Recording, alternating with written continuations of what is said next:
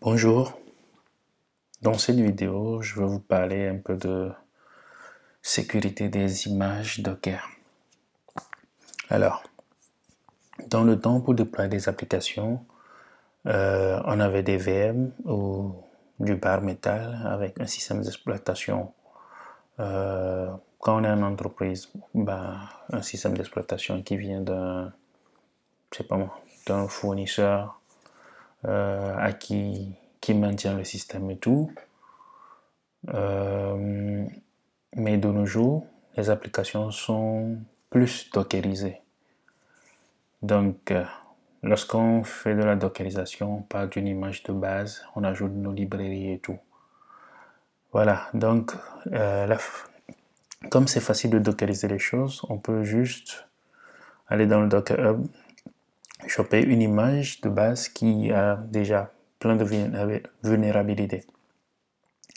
Donc, dans la chaîne DevOps, c'est important d'ajouter aussi la sécurité dessus.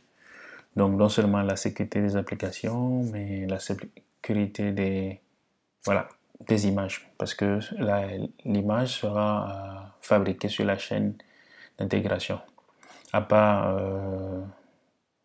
la sécurité sur le code et tout ça, puisque l'image Docker, c'est ça le livrable, il faut qu'on arrive à assurer un peu la sécurité de cette image. Pour ce faire, il y a un outil sympa qui s'appelle Encore, qui permet de passer au crible les images Docker et de sortir les vulnérabilités. Alors comment ça se passe? Le développeur envoie son code sur Jenkins, on crée l'image Docker et tout, et on demande à Encore de récupérer l'image, de tester tout ce qui est dedans. Alors, Encore a un truc pour analyser, un truc pour évaluer, une base de données, et la team sécurité dans le DevSecOps définira les critères qui feront que l'application, le conteneur aura son quitus passé ou fail. Voilà un peu l'architecture d'une chaîne d'intégration avec Encore dedans qui valide vos images. Ok. Pour installer Encore, dans la documentation, c'est très simple. On a deux modes. On peut l'installer avec du Docker Compose ou du Kubernetes. Donc, il est assez bien intégré à Kubernetes. En lisant la documentation, apparemment, on peut même dire à Kubernetes, ok, s'il y a une image qui est utilisée pour un pod et qui n'est pas sécurisée, ne le déploie pas. C'est assez intéressant. Je vais regarder ça sur notre vidéo pour voir comment ça fonctionne parce que c'est assez intéressant. Donc, pour l'installation, j'ai pris la version Docker Compose pour ne pas trop me fatiguer. C'est très facile. Les étapes sont là. Il suffit de les suivre et tout passe bien.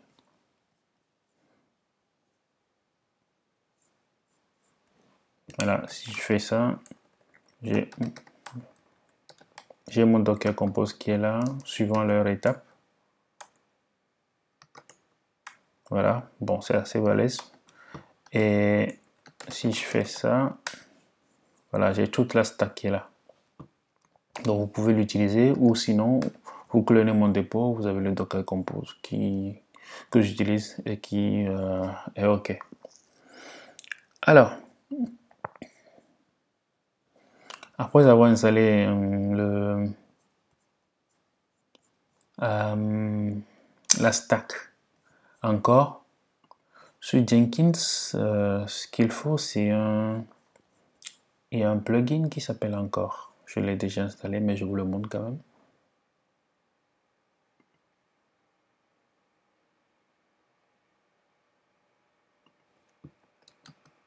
Non, c'est dans la partie installée. Voilà, ça s'appelle Encore.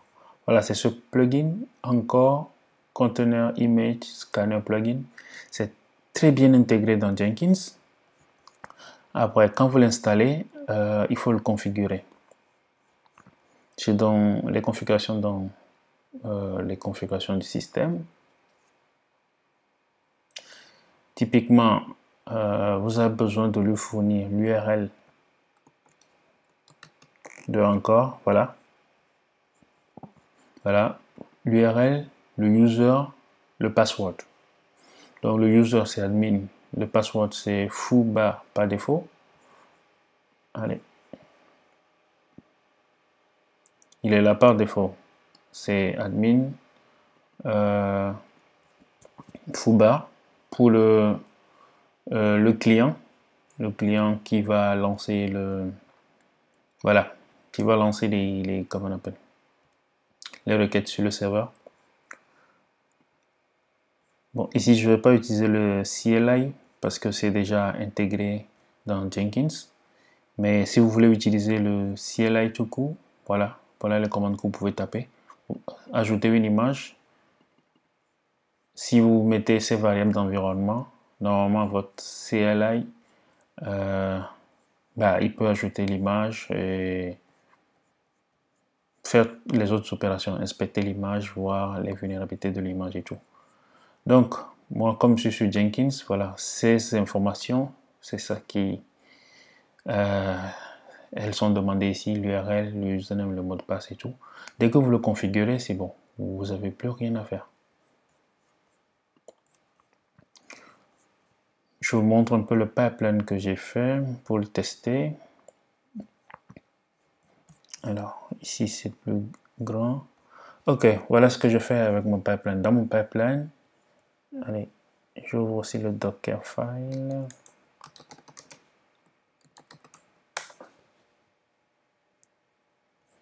Voilà. Donc, j'ai juste fait un from Debian. J'ai ajouté juste ça. Je vais scanner ça pour voir si si mon image résultante elle est assez sécure. Donc ici, je fais quoi? Je build l'image, je le push dans le dépôt Docker Hub. Après, ici, je récupère, bon, je dis à encore de voilà, récupérer l'image qui a été décrite dans ce fichier. Ici, j'ai créé un fichier dans lequel je mets disons, voilà, le chemin complet de mon image pour que lui puisse récupérer et il va le tester. Donc ici, je lui dis si bon, ces paramètres sont à true par défaut.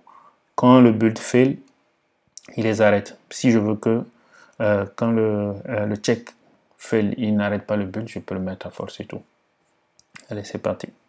Donc tout est ici, je vous le mettrai dans la description pour que vous puissiez cloner et voir ce que ça donne. Je vais juste créer un pipeline test. Mais encore. Voilà, je fais un pipeline simple.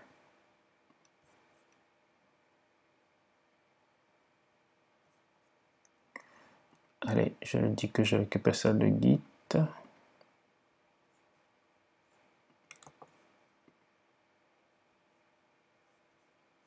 Voilà, j'ai mon pipeline. Je le lance.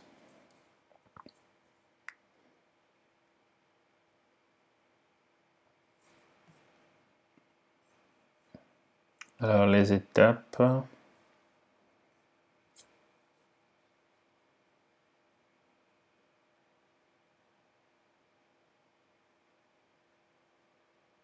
Voilà, build l'image. On le push. Voilà, le push est là. Voilà encore qui est en train d'analyser.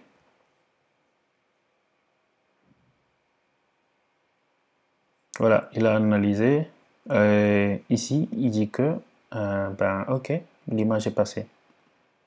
Ça a passé le test. Donc, quand je reviens ici, j'ai un grand A ici, un grand A ici. Je peux voir le rapport des tests qui ont été faits sur mon image. Et voilà, j'ai un joli tableau, bien fait. Voilà mon image. Il dit... encore dit que mon image a 4 warnings, les voilà listés en bas là. Et voilà, j'ai un autre onglet ici, sécurité. Il me montre les Alors, les CVE, le CVE c'est Common Vulnerability and Exposure, c'est une base de vulnérabilité publique qu'il télécharge et il teste les fichiers dedans. Donc voilà, si je veux corriger je sais pas, tout ce qu'il a détecté, il me donne les liens. Il me donne les liens pour aller le faire. Voilà, voilà la vulnérabilité qu'il a détectée, et si je veux corriger, bah voilà, j'ai les solutions et tout. Même ici, je pense qu'il y a les solutions. Voilà. Ok. Donc l'image Debian est assez sécure. Donc ça passe. Alors,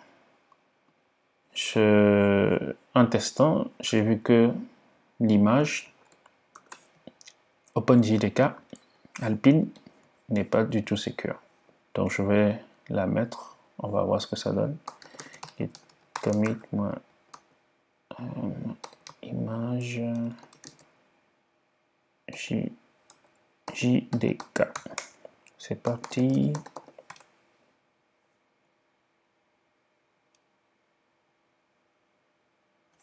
Ok.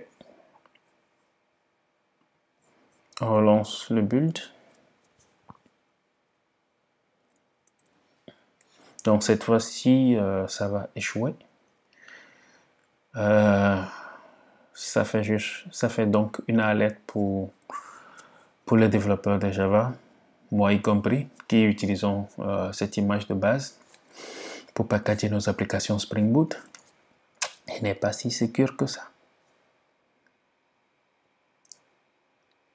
Allez, voilà.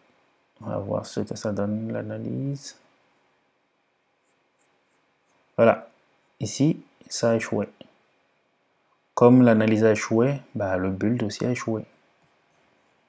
Quand je reviens là, ok, bah, j'ai un tableau ici pour dire, ok, j'ai des trucs rouges, j'ai des trucs jaunes. Les jaunes, c'est les warnings. Les rouges, ce sont les erreurs. Vous voyez, l'étape a échoué. Du coup, le build aussi a échoué. Quand je clique sur encore, il me sort 5 actions qui ont fait que ça s'est arrêté. Voilà les 5 qui sont là. Les descriptions sont là. Les CVE dans lesquels il a vu ces éléments sont là. Si je clique ici, voilà, j'ai les liens pour corriger ces vulnérabilités.